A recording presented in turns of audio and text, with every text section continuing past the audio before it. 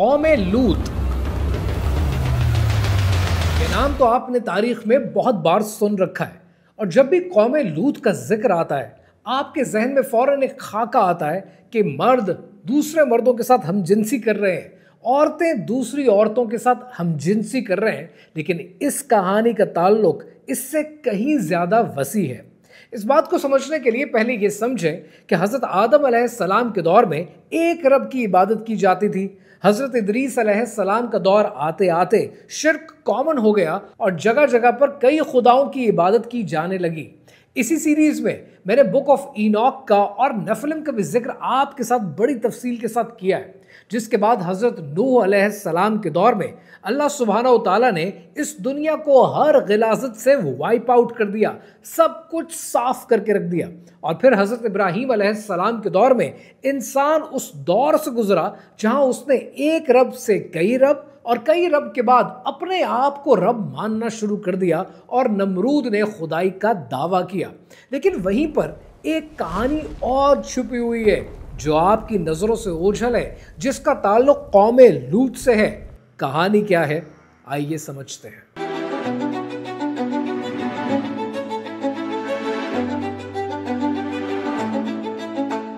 इस कहानी का आगाज होता है हजरत इब्राहीम अलैहिस्सलाम के दौर से। हजरत इब्राहीम अलैहिस्सलाम के दौर में उनके भतीजे हजरत लूत अलैहिस्सलाम को अल्लाह सुब्हानहू तआला ने कौम की तरफ भेजा। ये वो कौम थी कि जो हम जिन्स परस्त थी। मर्द मर्दों के साथ बदफेली करते थे, औरतें औरतों के साथ बदफेली करती थी, और ये बदफेली छुप कर भी की जाती थी, खुलेआम भी की जाती थी और इस पर फख्र महसूस किया जाता था। इससे पहले कभी किसी कौम ने दुनिया में इस किस्म की गिलाजत नहीं की। हजरत लूत अलैहिस्सलाम ने इस कौम को बहुत समझाया। लेकिन यहाँ पर जो नोट करने वाली बात है ना, वो ये कि जब इंसान कोई ऐसा काम करता है जो डिज़ायर बेस्ड होता है, जिसमें आपकी ख्वाहिशात नफसानी ख्वाहिशात होती हैं, तो जब नफसानी ख्वाहिशात से रोका जाता है तो इंसान उस पूरे अमल का इनकार कर देता है जो रोकने के साथ वाबस्ता हो। मैं इस वक्त हम जिन्स परस्ती पर बात नहीं कर रहा, मैं इस कौम के दूसरे बड़े गुनाह की बात कर रहा हूं। ये कौम हम जिन्स परस्त तो थी, अल्लाह के अजाब के मुस्तहिक भी थे और अल्लाह का अजाब आया भी। लेकिन ये कौम एक और काम करती थी जिसके बारे में लोग बहुत कम बात करते हैं। यह कौम दुनिया की वो पहली कौम थी जिसने रब का इनकार किया और एथीइज्म को अडॉप्ट किया। इसने रब को रब मानने से मुकर गए, रब की डिविनिटी को, रब की अथॉरिटी को चैलेंज किया। अल्लाह सुब्हानहू तआला ने कुरान मजीद में इरशाद फरमाया, क्या तुम मर्दों से बदफेली करते हो और रास्ता काटते हो और अपनी मजलिसों में बुरे काम को आते हो? तो इस कौम का कोई जवाब न था मगर ये कहा, अगर तुम सच्चे हो तो हम पर अल्लाह का अजाब ले आओ। Can you see the audacity of these people? How dare you. एक बात हमेशा याद रखिएगा, अल्लाह सुब्हानहू तआला से आप जो मांगते हैं अल्लाह देता है, लेकिन अल्लाह से कुछ भी मांगो कभी भी किब्रियाई, अकड़, गुरूर, तकब्बुर ये नहीं मांगते, क्योंकि रब्बे ताला अपनी किब्रियाई की चादर का एक जर्रा किसी को नहीं देता। ये गुरूर, ये तकब्बुर सिर्फ उस शान को सूट करती है और किसी इंसान को नहीं। Now can you imagine the audacity of these people? They said, अगर तुम सच्चे हो तो हम पर अल्लाह का अजाब ले आओ। और फिर अल्लाह सुब्हानहू तआला ने उस कौम को इबरत का निशान बनाया जो रहती तारीख में आज भी आप जानते हैं। लेकिन सवाल यह है, क्या ये सिलसिला यहां पर खत्म हो गया? हरगिज नहीं। 18वीं सदी में दुनिया की सीक्रेट सोसाइटीज कि जिनको आज आप फ्री मेसन्स, इल्यूमिनाटी के नाम से जानते हैं, इन्होंने एथीइज्म को पिक किया और आपके साथ, मेरे साथ, रहती दुनिया के साथ एक नया खिलवाड़ करना शुरू किया जिसके बारे में आप नहीं जानते। अगर आपने मेरी ये सीरीज की बाकी वीडियोस देखी है तो अब तक आपको अंदाजा हो चुका है कि नमरूद के दौर से बाबिल की तहजीब से क्या कुछ आज ये सीक्रेट सोसाइटीज आपके सामने ला रहे हैं, आपके लिए कंफ्यूजन क्रिएट कर रहे हैं और आपको दज्जाली फितना दे रहे हैं, ताकि जब दज्जाल आए तब आपकी कन्वर्जन आसान हो, आपको बदलना आसान हो, आपसे मजहब का हाथ छुड़वाना उनके लिए आसान हो जाए। और आपने ये देखा है कि कैसे बाल के कैरेक्टर को, बैफोमेट के कैरेक्टर को, चर्च ऑफ सेटनिज्म को, इन चीजों को आपकी जिंदगी में मीडिया के थ्रू कॉमन किया जा रहा है। वहीं पर हजरत लूत अलैहिस्सलाम की कौम जो खुदा को मानती ही नहीं थी, जो दुनिया की पहली कौम थी कि जो एथीस्ट हो चुकी थी, उस कौम के एथीज्म को इन सीक्रेट सोसाइटीज ने दोबारा हिप कल्चर में, दोबारा रॉक कल्चर में और दोबारा पॉप कल्चर का हिस्सा कैसे बनाया कि आप जानते बूझते हुए भी इसको अडॉप्ट किए बगैर नहीं रह सकते। 18वीं सदी में इन सोसाइटीज ने एथीज्म का आगाज किया और एथीज्म का आगाज करने के बाद इन्हें फलसफे की जरूरत थी। इरास्मस जैसे लोगों ने फलसफा दिया कि ह्यूमन सबसे बड़ी चीज है। ह्यूमन जब रीजन देता है, ह्यूमन जब रैशनल देता है, तो वो डिवाइन लॉ से भी बड़ी चीज है और दुनिया ने इसको सच मान लिया। लेकिन जैसे जैसे लोग एथीस्ट बनना शुरू हुए पिछले 250 साल में, लोगों ने एक सवाल किया, हमने मजहब को तो छोड़ दिया, हमने खुदा का इनकार कर दिया है, लेकिन एक सवाल का तो जवाब दो। सवाल ये है कि अगर कोई खुदा नहीं है तो ये दुनिया कैसे बनी, ये कैसे मार्ज़ वजूद में आई? अब इस सवाल का जवाब इन एथीस्ट के प्रमोटर्स के पास नहीं था। लिहाजा इसका जवाब देने के लिए इन्होंने एक कल्ट शुरू किया, जिस कल्ट को आज आप साइंटिज्म कहते हैं। ये कहानी शुरू होती है 1959 में कि जब इस कल्ट का, साइंटिज्म का पहला हथियार लॉन्च हुआ और उस हथियार का नाम था चार्ल्स डार्विन की थ्योरी ऑफ एवोल्यूशन, जिस थ्योरी ने यह कहा कि कोई क्रिएटर मौजूद नहीं है, जो हुआ है वो चांस म्यूटेशन के जरिए हुआ है।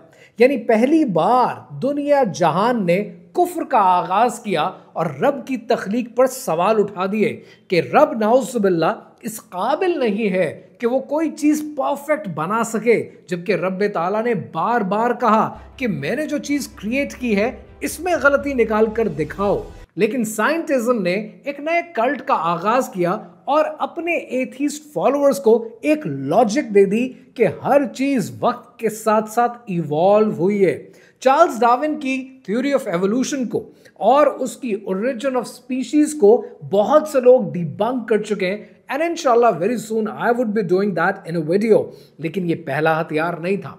जब भी आपको खुदा का इनकार करवाया जाएगा किसी एलीट सोसाइटी की तरफ से, तब उन्हें बराबर में एक ऐसी थ्योरी आपको देनी पड़ेगी कि जिस पर आप अपना ईमान ले आए। लिहाजा इस दुनिया ने जब आपको एथीज्म प्रमोट किया, तब एथीज्म के मुकाबले में, खुदा के इनकार के मुकाबले में ह्यूमनिज्म को प्रमोट किया गया कि जो कुछ है वो इंसान खुद है, इंसान के ह्यूमन राइट्स हैं, जमहूरियत इंसान की हुकूमत है, इंसान का रीजन, इंसान का रैशनल सबसे बढ़कर है। और ये सेक्युलर ह्यूमनिज्म है। इंसान ने अपनी बर्थडेज मनानी शुरू कर दी, अपने आप को पूजना शुरू कर दिया, हर इंसान अपना खुदा आप बन गया। यहां पर एक बात समझनी बहुत जरूरी है। साइंटिज्म के हवाले से पिछले दिनों भी एक वीडियो में मैंने बड़ी तफसील से जिक्र किया था कि कैसे ये एक मजहब की शक्ल इख्तियार कर गया है। आज मेरा प्रॉब्लम साइंस नहीं है, मेरा इख्तलाफ साइंटिज्म के साथ है।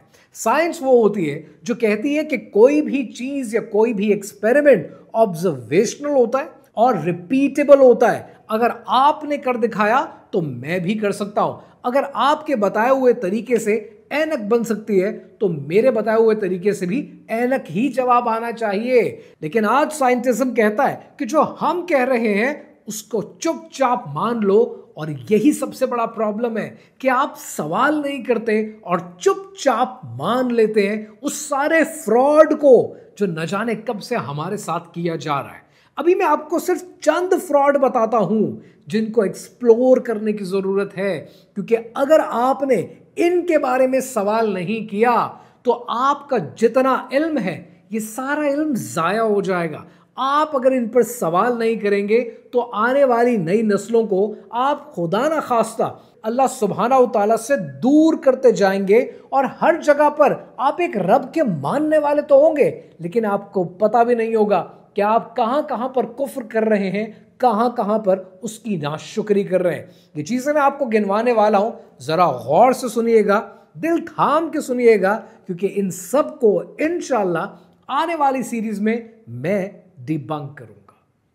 क्या आप जानते हैं कि शैतान इंसान के साथ सिर्फ एक खेल खेलता है शैतान ये करता है कि वो थोड़े से सच के साथ बहुत ज्यादा झूठ मिक्स कर देता है, और जब इतना ज्यादा झूठ मिक्स हो जाता है तो सच को पहचानना मुश्किल हो जाता है। एथीज्म को प्रमोट करने के लिए साइंटिज्म को प्रमोट किया जाएगा, थोड़ी सी साइंस दी जाएगी लेकिन बहुत ज्यादा साइंटिज्म दिया जाएगा, और आप और मैं चुप करके मान लेंगे, सवाल नहीं पूछेंगे। पहला सवाल बनता है जमीन की उम्र के बारे में। आज साइंसदान कहते हैं कि 4 अरब साल पुरानी है कायनात, 13 अरब साल पुरानी है। हमने सवाल कब किया? हमने इनके रेडियोमेट्रिक डेटिंग के मेथड को चैलेंज क्यों नहीं किया? हमने तो सवाल नहीं पूछा, हमने तो नहीं देखा कि हमारा दीन क्या कहता था, हमने चुप करके इसको सच मान लिया। फिर ये आए और दूसरा सामान बेचने की कोशिश की कि इंसान एक प्लैनेट से दूसरे प्लैनेट पे ट्रैवल कर सकता है। हमने चुप करके मान लिया, हमने सवाल नहीं पूछे कि जो मून लैंडिंग आप दिखाते हैं ये मून लैंडिंग ओरिजिनल थी या फेक थी। नासा खुद कहता है कि सीजीआई इमेजेस और कॉम्पोजिट्स हम यूज करते हैं, लेकिन हमने तो चुप करके मान लिया और हमने तो अपने जुमलों का हिस्सा बना दिया कि इंसान आज चांद पर चला गया है और आप ये बातें करते जा रहे हैं। Why we did not question this? और हमने तफसीर उठाकर क्यों नहीं देखी? इन्होंने आपको जियोसेंट्रिज्म बेचा, फिर हीलियोसेंट्रिज्म बेचा, हमने दोनों एक्सेप्ट कर लिए, but we did not dare to cross check with the religion what your दीन वाज सेइंग।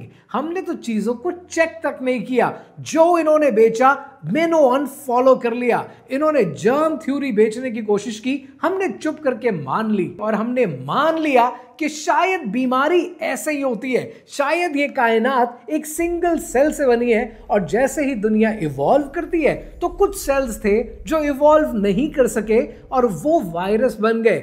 नाउज़ुबिल्लाह, हमने अल्लाह के तख्लीक के निज़ाम को नाकारा कह दिया है। हमने ये कह दिया कि अल्लाह को तो तख्लीक करनी आती ही नहीं है, खुदा न खास्ता, और उसकी वजह से ये वायरस आज हमें बीमार करता है। हमने जियोसेंट्रिज्म पे, हीलियोसेंट्रिज्म पे सवाल क्यों नहीं किए? जब गूगल अर्थ आपको नीचे लिख के देता है कि ये आर्टिस्टिक इंप्रेशंस हैं, तब हमने तफसीर का सहारा क्यों नहीं लिया? हम चुप करके जिस चीज को मानते चले गए, ये एथीज्म है, ये खुदा का इनकार है, और ये शिर्क है। और जिस शिर्क से हमें बचना चाहिए था, हम उस शिर्क से नहीं बच पाए।